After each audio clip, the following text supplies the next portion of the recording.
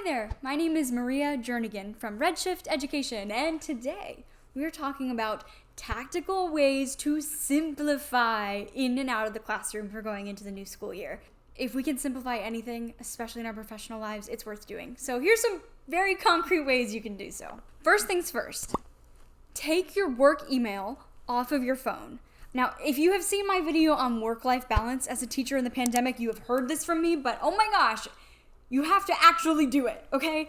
So here's the thing. When you're working as a teacher, you're on your computer like a lot, right? Your laptop is always open. One of the tabs is always Gmail or your school email, right? But at 7 o'clock, you really are not gonna have a better evening by seeing the latest faculty drama on the listserv.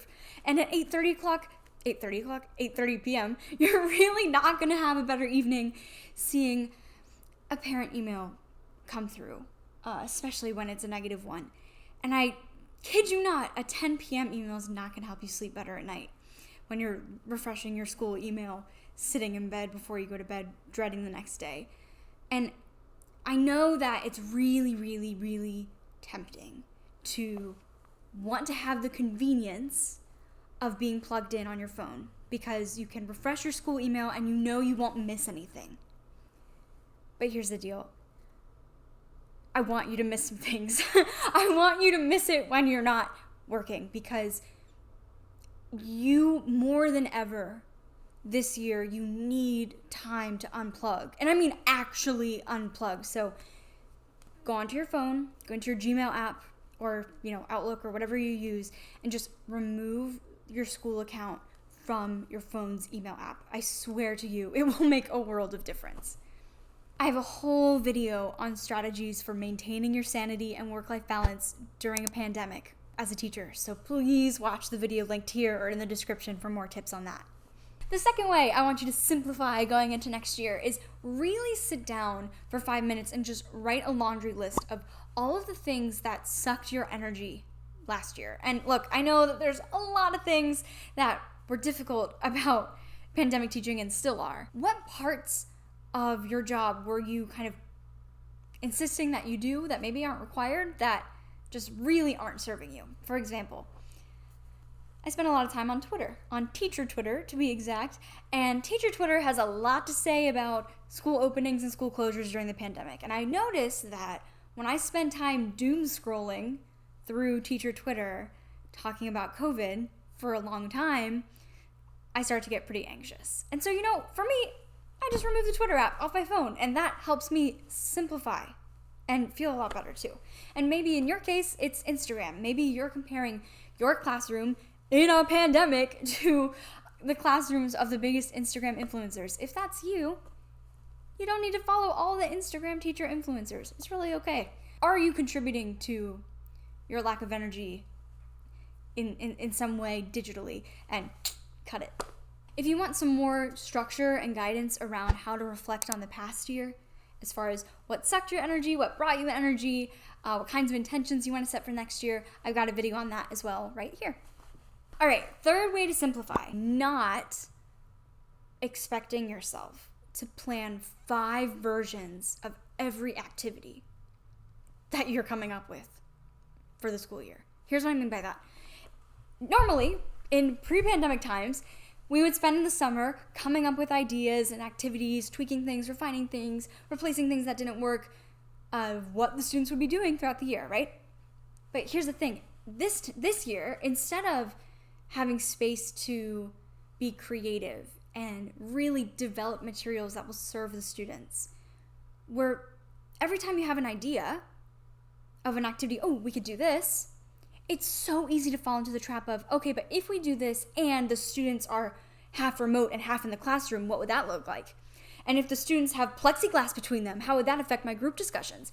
And if some of the students are masked and some aren't, how would that affect the schism that adds a schism in our classroom community? And if I'm home remotely working because my child has COVID and I have to handle childcare, how will that affect my thing? Okay, well, this plan just won't work. It can't hold up to all these different scenarios. Oh my gosh, give yourself a break. Isn't that just, it sounds so exhausting and It is. And the reality is, so many of us for the past year to 2 years, as teachers in a pandemic, we've been living that reality where every single idea we shoot down ourselves because we don't think that it can live up to all these different varieties of reality that we might end up facing. And so here's what I recommend you do instead of putting that expectation on yourself so that you can simplify, okay? Look, the truth is, you don't know the personality of each class that you have. You don't know what they learned last year, what they mastered, and what they retained. You don't know the personality of each of your classes. You don't know the format of your classes. You don't know if the Delta variant is going to change the rules in your school. You just don't know. And so instead of trying to prepare for 5 different scenarios and doing 5 times the work, I would recommend, and what I always do, is just plan like a week in advance or 2 weeks in advance. Don't try to come up with activities for the whole semester or the whole year.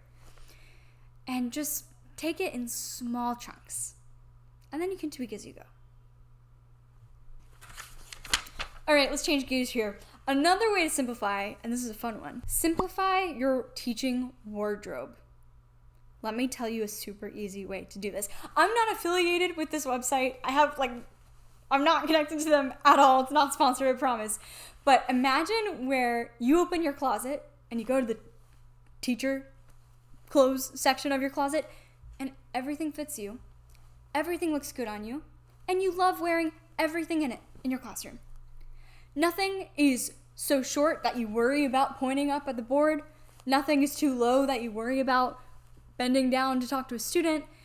Nothing is too short sleeve enough that you worry about anything. There's this magical website that I have found and I'll put it in the description. It's called eShakti. And for very reasonable prices, you can make customized dresses, customized style, customized to your body measurements. It's just the most amazing thing. And so I won't belabor this point too long, but I find it very hard to shop for myself, for teacher clothes and just for everyday clothes, because I'm a petite person. But if you're a tall person, if you have other strange proportions, or if you just are picky, I highly recommend you check out this website. I've just fallen in love with it. And it has simplified everything for me because I've just purged everything else in my closet that I don't love and that doesn't look good on me. And that has simplified my mornings dramatically. Next way to simplify is with every tool that you bring into the classroom, every resource, every lesson plan, every tech tool, make sure that it actually aligns with your teaching philosophy and your methods. I'm going to make a whole video about this because, dang, this is something I shout for the rooftops about. But if you're a proficiency-based teacher, quit using Quizlet, for crying out loud. I'll tell you more about it, but in another video, so hit subscribe down below if you're interested. But the short version is, if you're trying to help your students actually communicate in the target language, choose tools and Teachers Pay Teachers resources that promote proficiency and promote communication rather than rote memorization. Ugh, that's so hard to say. Subscribe for that video coming soon. Next way to simplify is recognize that the internet is full of amazing free resources, but that comes with a cost. The internet of free resources is a trap because it means that you are constantly refreshing Pinterest or teacher Twitter or Instagram or scrolling through the Facebook groups all the time. And free information, free resources, is a pain to sort through. It's a pain to sift through. It takes so much time to go through it. And then, heaven help you if you need to actually find something that you found later when it's actually relevant, right? So another way I would recommend that you simplify is in the link down below, or redshift-education/flowchart, I've created for you this little freebie that is a simple quiz in flowchart form that asks you very simple questions about where you are in your Spanish or world language teaching journey, about how much comfort you feel about teaching in the target language. And it will point you to which of my videos you should watch next, which free resource is relevant to you now. And I encourage you to seek out those kinds of curations, because that's the only way to make sense out of the noise of the free content. Simplify so that you don't have to comb through all of the free content that the internet has to provide. Because look, that just takes way too much time, and then good luck trying to find what you find later if you find good stuff. That's redshift-education.com/flowchart. In summary, Flowchart, link down below. Get that freebie now. Get customized clothing at super reasonable prices. Also, link down below. Again, not affiliated, just love them to death. And thirdly, please subscribe for more videos about teaching Spanish and teaching in ways that actually save you time and bring joy back into your classroom. I'm Maria Jernigan from Redshift Education. Thank you so much for watching. See you next time.